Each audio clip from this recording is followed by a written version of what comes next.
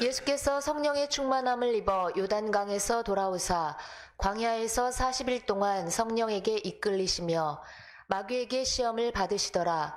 이 모든 날에 아무것도 잡수시지 아니하시니 날수가 다함에 줄이신지라. 이 본문 잘 아시죠?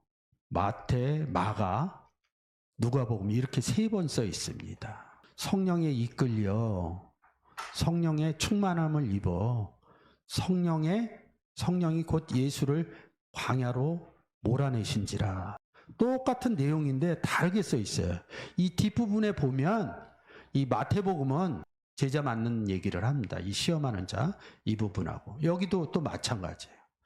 누가복음은 이 내용이 끝나고 제자 만나는 얘기를 안 합니다. 회당에 서서 성경책을 펴서 가난한 자에게 복음이 전파된다. 이런 것들이 성경적으로 사복음서를 보면서 생각하시면 이 본문들을 이해하기가 더 좋을 것 같습니다. 마태복음은 제자 만나는 얘기, 마가복음도 갈릴리에 가서 제자 만나는 얘기, 그리고 누가복음에서는 4장 16절서부터 회당에 서서 복음을 예수 그리스도가 30세 돼서 책을 펴서 가난한 자에게 복음이 전파된다.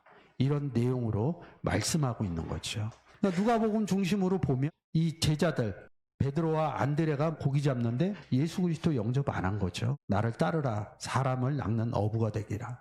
그럼 낚아진 거죠. 이 베드로하고 안드레도 구원 얻었다 이런 표현입니다. 가난한 자에게 복음이 전파된다. 4장 1절 한번 읽어주세요. 예수께서 성령의 충만함을 입어 요단강에서 돌아오사 광야에서 40일 동안 성령에게 이끌리시며. 성령이라고 할 때는 푸뉴마 하교를 썼어요. 근데 여기에서 성령 밑에서는 뭐예요? 토푸뉴마 이렇게 얘기를 했습니다. 그래서 제가 공부할 때는 푸뉴마 하교 성령하고 토푸뉴마하고 토떼우 하나님의 성령하고 이런 것을 다 다르게 설명을 했어요. 근데 거기 기본적으로 들어가는 단어가 뭐예요? 푸뉴마라는 단어입니다. 미사역으로 붙인 거예요. 거룩한 성령. 토푸뉴마 그 성령 이렇게 얘기합니다. 푸뉴마 하교 이렇게 해야지만 거룩한 성령이고 토푸뉴마 이러면 거룩하지 않아요? 그리고 토떼우 토푸뉴마 하나님의 성령은 거룩하지 않아요? 근데 그걸 모르니까 이것을 다 구분해서 얘기했는데 저는 그렇게 보지 않아요. 푸뉴마라는 거죠. 성령이라는 거죠. 그 의미를 잘 보시면 좋을 것 같습니다. 하나님은 영이시니 예배하는 자가 신령과 진정으로 예배할지니라. 주는 영이시니 주의 영이 계신 곳에는 자유함이 있느니라. 주와 합하는 자는 한 영이니라. 푸뉴마만 쓴 거죠. 근데 여기서도 성령이라고 그랬어요. 하나님은 성령이시니 주는 토푸뉴마 성령이시다. 이 고린도전서 6장 17절에서 주와 합한 자, 주를 영접한 자들은 한 성령이다. 주제 단어는 푸뉴마에 있다는 거죠. 성령에. 이 의미들이 보여지면 거룩한 성령, 그 성령, 하나님의 성령 구분 안 한다는 거죠. 이 세 성령이 어떻게 돼 있어요? 하나님의 영과 주의 영과 영접한 영이 다 함께 있어요. 하나님이 내 안에 계시다. 예수 그리스도가 내 안에 계시다. 그런 사람은 한 성령이 되었다. 근데 이 영접한 사람을 성령이다 그러면 이상하게 봐. 성경에 써 있는 겁니다. 제가 얘기하는 게 아니라. 헨 해갖고 하나의 성령이다. 이게 n이 아니라 헨이라는 하나라는 단어입니다. 주도 하나요? 믿음도 하나요? 몸도 하나요? 이 의미로 할 때 이 헨을 쓰는 겁니다. 우리가 하나 되어져 있다는 거예요. 하나님의 영과 그리스도의 영과 내 영이 하나 되어져 있다. 이런 의미로 쓰는 거죠. 그래서 성경에 변천들이 단어 할 때마다 하나님과 주와 영접한 나. 성전 얘기할 때 하나님도 성전이시고 예수님도 성전이고 영접한 우리도 하나님의 성전이다. 그리고 이 포스라는 단어, 빛이라는 단어 얘기할 때 하나님도 빛이시고 예수 그리스도도 세상의 빛으로 왔고 우리가 세상의 빛이다. 이 의미를 단어 하나하나에 집어넣은 것이죠. 하교라는 단어를 썼으니까 이 하교가 뭐냐 이거죠. 베드로전서 1장 16절. 기록하였으되 내가 거룩하니 너희도 거룩할지어다 하셨느니라. 누가? 내가. 하나님이 거룩하니까 너희도 거룩하다. 그러니까 하나님을 믿으니까 거룩해지려고 그래요. 하나님이 거룩하다는 것은 거룩할 수 있는 방법은 그러니까 하나님이 거룩하면 누가 또 거룩해요? 아버지와 나는 하나님 예수 그리스도도 거룩하다는 거죠. 그렇게 해서 어떻게 행위로 거룩해지는 것이 아니라 그리스도 안에 영접을 하면 성경에선 거룩해졌다 이런 의미로 쓰는 거죠. 그 다음에 복음을 전할 때 그것이 거룩한 행위다 이렇게 얘기를 하는데 교회 생활을 하면서 어떤 행동으로 거룩함을 얘기한다는 거죠. 세상에서 얘기하는 거룩함이 있어요. 성경은 세상에서 어떠한 얘기를 하는 거룩함을 얘기하는 게 아니라 영접하게 되면 하나님 안에 그리스도 안에 들어와서 거룩하게 되어졌다는 존재의식의 존재를 얘기하는 거고요. 거룩한 존재가 생활할 때 거룩한 게 아니라 복음을 전할 때 거룩한 것을 거룩한 누구를 예수 그리스도를 전해줄 때 내가 거룩한 복음을 전하고 있다. 그게 거룩한 삶입니다. 성경에서 얘기할 때. 그래서 우리가 하나님이 거룩하시고 예수 그리스도가 거룩해져서 우리가 그리스도 안에 들어가서 우리가 어떻게 거룩해졌느냐 그 내용을 고린도전서 1장 2절에 써놓은 겁니다. 고린도에 있는 하나님의 교회 곧 그리스도 예수 안에서 거룩하여지고 성도라 부르심을 입은 자들과 우리를 왜 거룩해지고 성도라고 그래요? 예수 그리스도 안에 들어가야 거룩해진다는 거죠. 그래서 우리를 성도라고 그린다는 거죠. 하교라는 단어를 쓰는 거죠. 로마서 11장 16절에서 제사하는 처음 익은 곡식가루가 거룩한즉 떡덩이도 그러하고 뿌리가 거룩한즉 가지도 그러하니라. 아르토스 나는 생명의 떡이니라. 누구 얘기하는 거예요? 예수 그리스도 얘기하는 거죠. 떡덩이가 거룩하다. 예수 그리스도가 거룩하다. 뿌리 누구예요?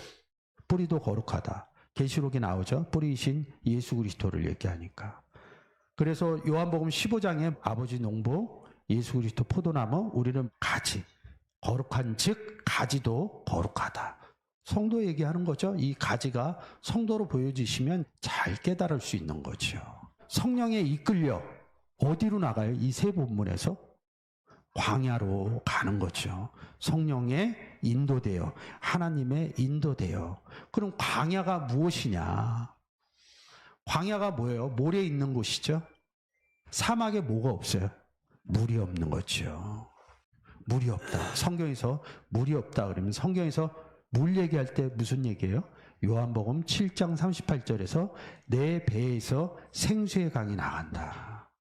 예수 그리스도를 전하면 뭐가 나가는 거예요? 물이 나가는 거죠. 그래서 광야로 내몰리신 겁니다. 광야로 간 겁니다. 근데 받으면 구원을. 그래서 광야를 표현할 때 뭐래요? 에레모스 그런데 이 단어에서 이렇게 파생됩니다. 황폐하게 되다. 멸망하다, 적막하다. 멸망하다 이런 뜻으로 뭐 살다가 뭐 지구가 멸망했다 이런 뜻이 아니라 성경에서는 멸망하다, 황폐하다, 적막하다 이럴 때는 뭐냐면 구원을 얻지 못했다 이런 의미로 쓰여진다는 거죠.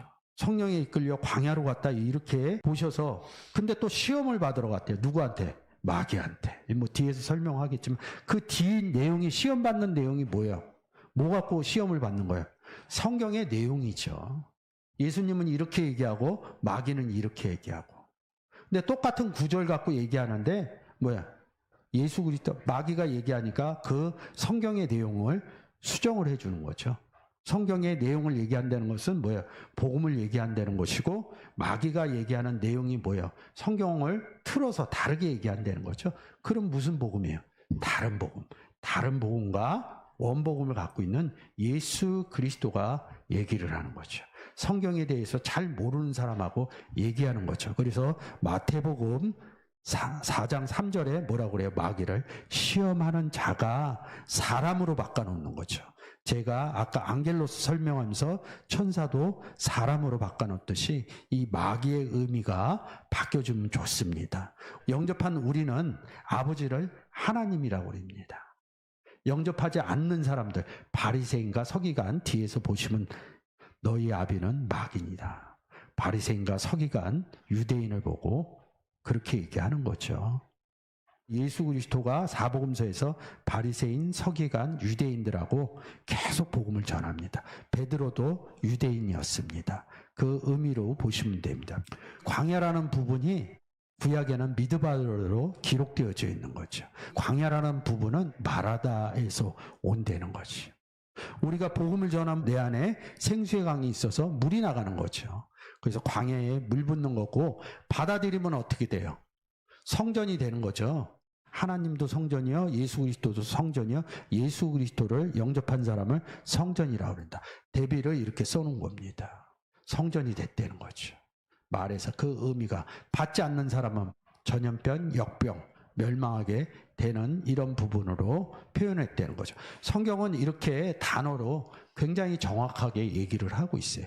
그 의미를 기본 단어에서 찾아오면 됩니다. 말하다, 말할 때 뭐가 나가요? 물이 나간다. 내 배에서 생수의 강이 흘러나리라.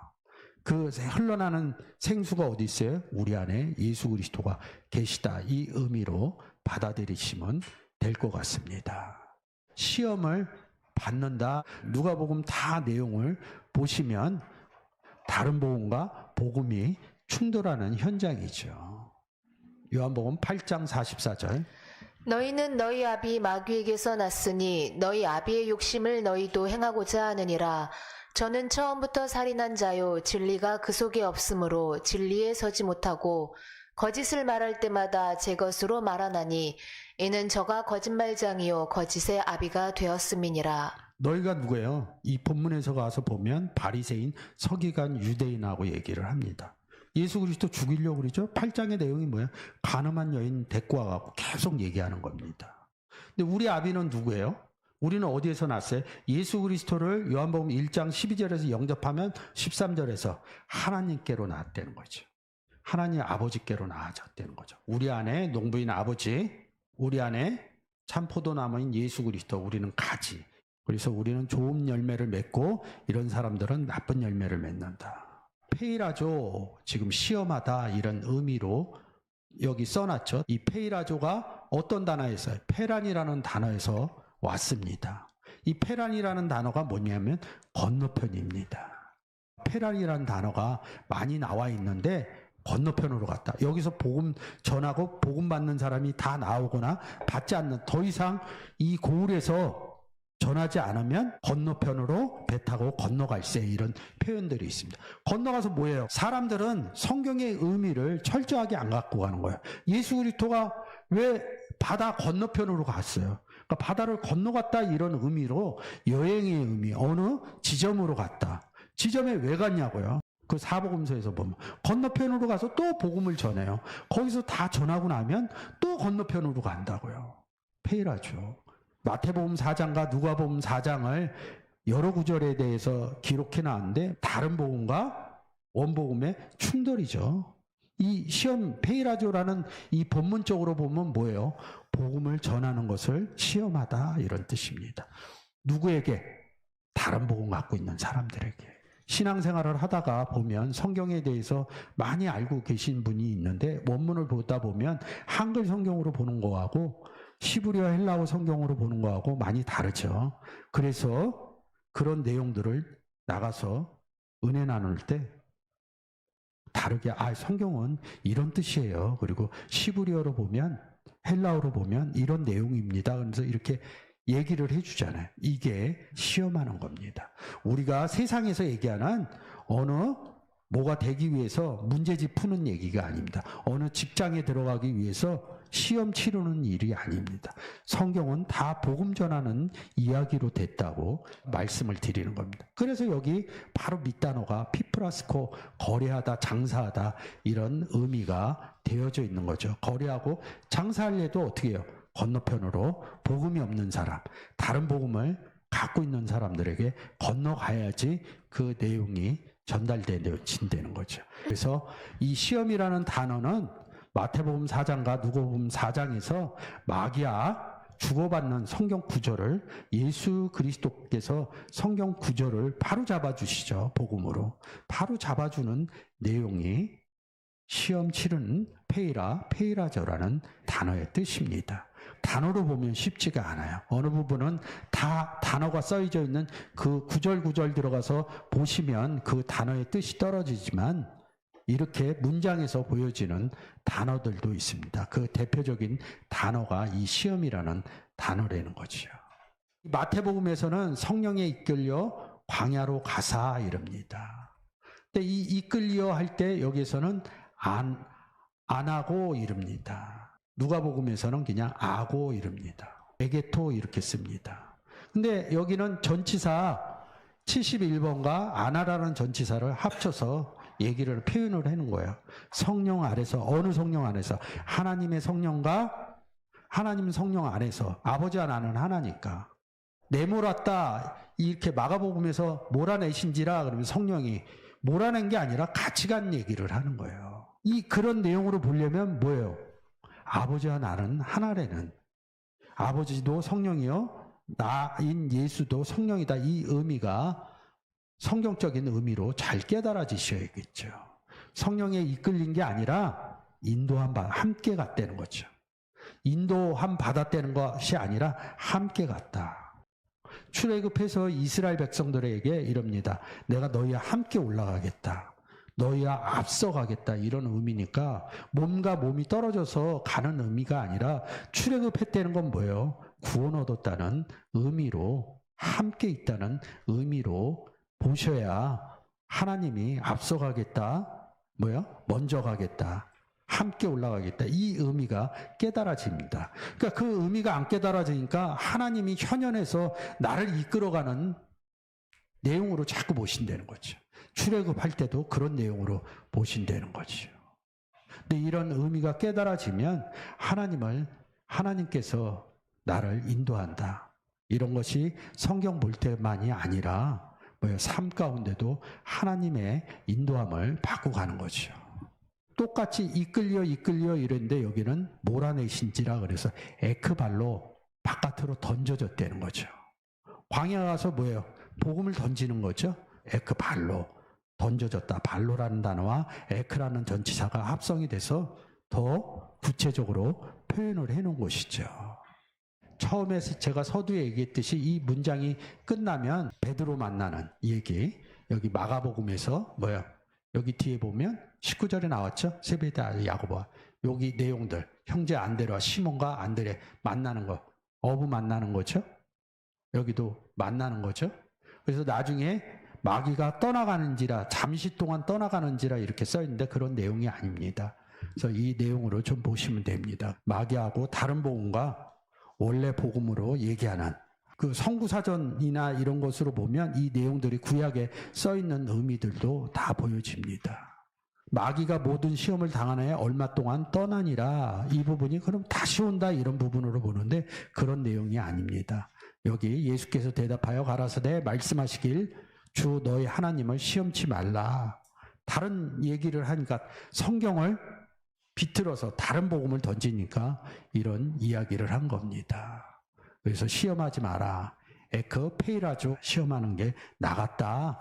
이런 뜻에서 에크라는 전치사를 표현해 놓은 것이죠. 마귀가 모든 시험을 다한 후에 얼마 동안 떠나니라 이렇게 써 있습니다. 아피 시스템이 이렇게 써 있습니다. 이게 구원 단어거든요. 마귀가 없어져서 구원받았다. 누구로부터?